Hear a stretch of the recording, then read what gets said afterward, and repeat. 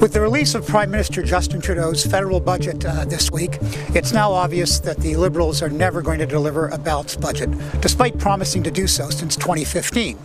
In 2015, during the election which brought Trudeau and the Liberals to power, Trudeau said that Canada would have, under his leadership, 3 years of modest deficits, followed in 2019 by a balanced budget with a $1 billion surplus.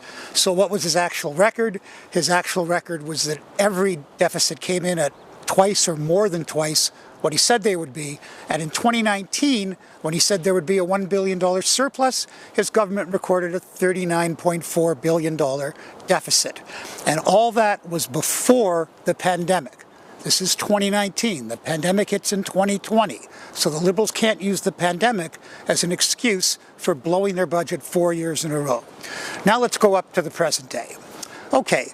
Chrystia Freeland, the finance minister who delivered the budget, in her economic statement in November, that's less than 5 months ago, said Canada would have a $30 billion deficit this year, and that the deficits would gradually fall until we got to 2027, at which point the Liberals would bring in a balanced budget with a $4.5 billion surplus. Okay, so that's in November.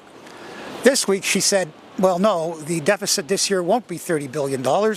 It'll be 31% higher at about $40 billion.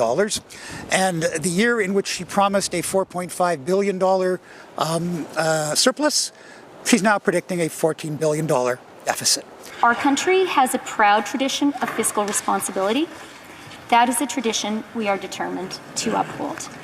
We are refocusing government spending while taking great care not to reduce the services and direct support that Canadians rely on.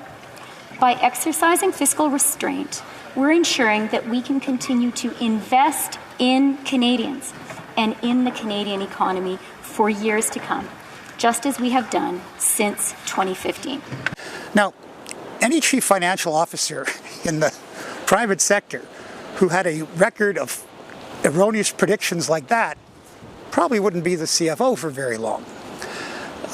But the real problem is that deficits and total public debt, which are the combination of all the debts, they have a real effect on our lives. For example, this year, the federal government will pay almost $44 billion just to service our current public debt, which is $1.2 trillion. And so what happens over time as public debt rises and we have to pay more and more interest rates? Well, it means more and more money can't go to the services that Canadians want and care about and that the government says is important, such as health care. And the reason is there's no free lunch. When you loan money, you can defer it, but eventually you have to pay it back. And when governments loan money and don't pay it back, then what eventually happens is they have to raise taxes and they have to cut services to get the budget under control. And unfortunately, it's going to take another government, not this one, to do that.